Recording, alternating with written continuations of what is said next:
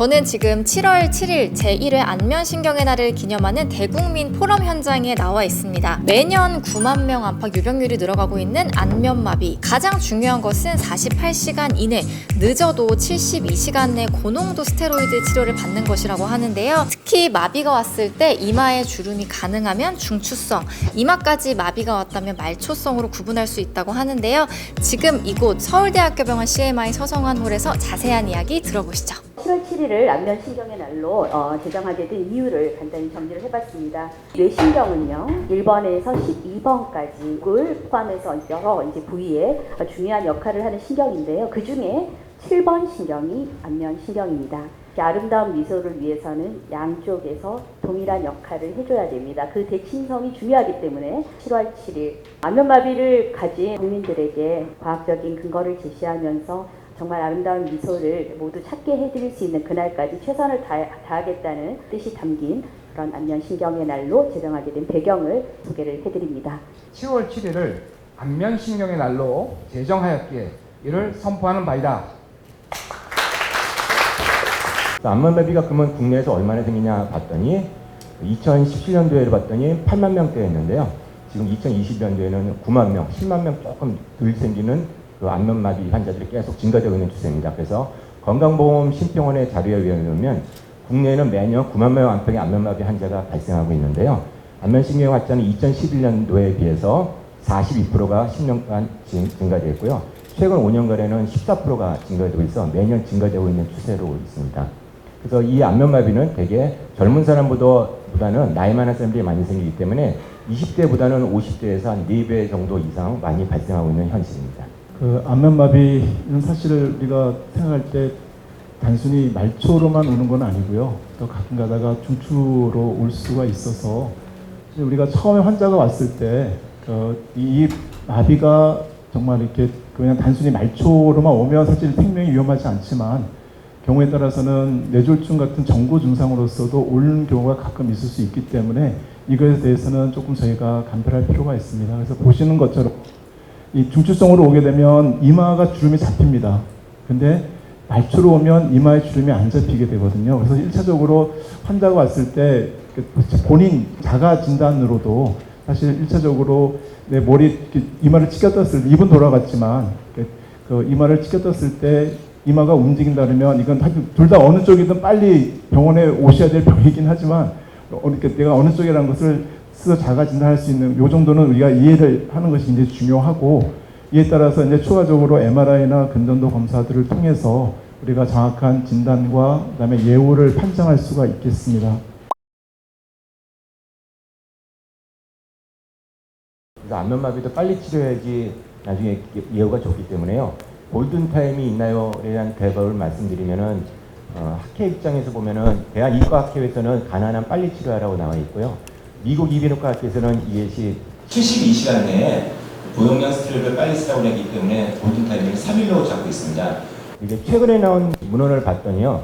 한 48시간, 이틀 이내에 약을 빨리 쓰게 되면은 보통 6개월 이내에 80% 정도가 완치가 되고요. 한 20% 정도는 안 났을 수가 있고 3일 이후에 약을 썼을 때 봤더니 6개월 이내에는 한 60% 좋아졌다는 얘기가 있습니다. 40%가 안 났었다는 얘기죠. 그러니까 20% 정도의 차이가 있기 때문에 아마 제가 안면마비 치료에 대한 골든타임을 말씀드리려면 48시간이 좋고 최대한 3일을 넘기지 72시간을 넘기지만 안 된다고 보기 때문에 그냥 답을 말씀드리면 48시간으로 일단 얘기하고 싶습니다. 그 다음에 전체 안면마비에 대해서 이 고용량 스테로이드를 쓰는 것이 얼마나 비율이 되냐 보면은 안면마비의 가장 많은 원인은 이제 벨마비고요. 원인 모르게 오고 그 다음에 두 번째로 많이 올 수 있는 것이 이제 바이러스 감염, 이 대상포진에 의한 바이러스가 람세현트 증후군이라는 게 있는데요.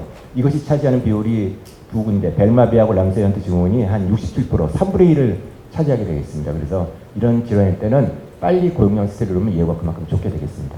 제가 개인적으로 환자분들이 이게 처음에 안면마비가 생겼으면 일단은 중추성인지 말초성인지를 구분하는 게 제일 중요한 겁니다. 왜냐면 대부분이 말초성, 90% 이상이 말초성이긴 하지만 그래도 5% 이하의 가능성이라도 중추성을 배제하지 않고서는 말초성을 치료할 수가 없습니다. 그래서 그런 거를 원활하게 중추성인지 말초성인지 그 다음에 초기에 스테로이드를 적절하게 치료할 수 있는 데는 제 생각에는 응급실이 제일 좋은 것 같습니다. 그래서 잘 모를 때는 무조건 응급실 가는 게 맞을 것 같고요. 중추성인지 말초성인지 일단은 구분하고 뇌질환인지 먼저 구분하고 나서 그 다음에 우리가 스테로이드 복용하는 게 순서인 것 같습니다. 그 절차를 제일 효과적으로 해줄 수 있을 만한 데는 응급실이라고 생각이 되고, 그 다음에 안면마비는 아까 여승훈 교수님이 강조하셨지만 안면마비가 생기면 이틀 후부터 변성이 시작을 됩니다. 막 안에 안면신경이 변성이 되거든요. 어떤 사람은 이틀 후에, 어떤 사람은 3일 후에 변성이 시작이 됩니다. 근데 그게 심한 경우에는 더 빨리 시작을 합니다. 변성이. 그러니까 심한 경우에는 더 빨리 스테로이드를 복용해야 되거든요.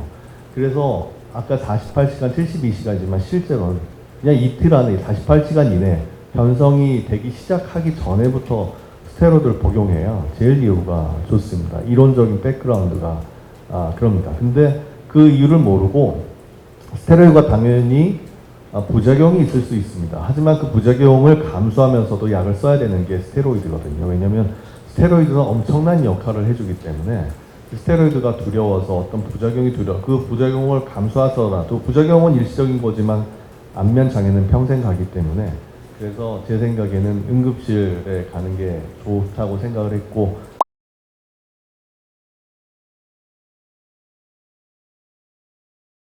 일단은 이건 역사가 좀 깊습니다. 왜냐하면 중국에서 심치료하는 거는 들어왔지만 일단은 이 인간의 근본 본성인 것 같습니다. 어떤 마비된 거에 찌르고 이렇게 자극을 주는 게 굉장히 인류가 한 200년, 300년 전부터 일단 얼굴이 한쪽이 마비되거나 몸에 어떤 마비가 되는 경우에는 자극을 주는 어떤 효과가 있을 거라 생각하고 그동안 우리나라에서 그렇게 해왔고 중국에서도 그렇게 해왔고 중국에서 우리나라로 들어온 것 같습니다. 허튼 드라마도 아시다시피 침을 맞는 순간 딱 돌아오는 그거 있을 수 없는 일이거든요.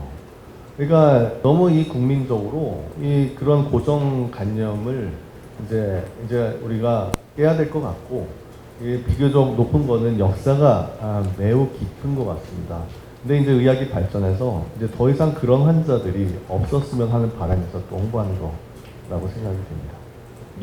미국 학회라든지 캐나다 학회라든지 유럽이든 일본이든 대한이비인후과학회, 이과학회 다 마찬가지입니다. 안면마비가 생겼을 때 벨마비의 경우에 가장 중요한 것은 48시간이나 72시간 안에 고용량 스테로이드 쓰는 것이 되겠는데요. 만약에 한의원 가서 그냥 침만 맞다가 그냥 이런 치료 시기를 놓쳐가지고 후유증이 생기지 않을까, 좀 그런 문제가 좀 있을 수가 있을 것 같아요. 제대로 된 치료를 한다면 어느 거든지 관계도 없을 것 같고요. 신경과든 가정의학과든 내과든 관계 없습니다. 하지만은 안면신경에 관심을 가지고 안면마비에 전공에 대한 전문의 선생님을 찾아가시면 큰 문제 없을 것 같다고 말씀드립니다. 일단은 개원가 선생님들께서 당연히 치료할 수, 왜냐하면 이비인후과 신경과에는 안면마비 진단과 치료에 대한 교과 과정이 있고요. 시험의 전문의 시험에도 충분히 출제가 되고 있습니다. 그래서 대부분 이비인후과, 뭐 신경과는 더 그렇지만 이비인후과는 솔직히 개원가 선생님들이 준비는 다 돼 있거든요.